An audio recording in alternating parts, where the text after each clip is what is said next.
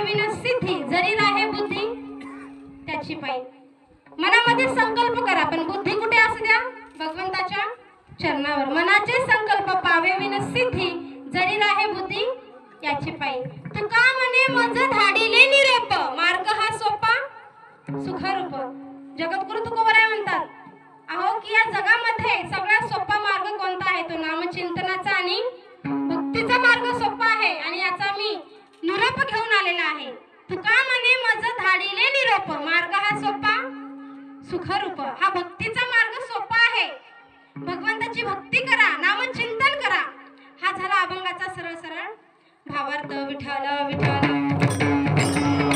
भूमीमध्ये आपण जन्माला आलोय, आपलं परम भाग्य आहे।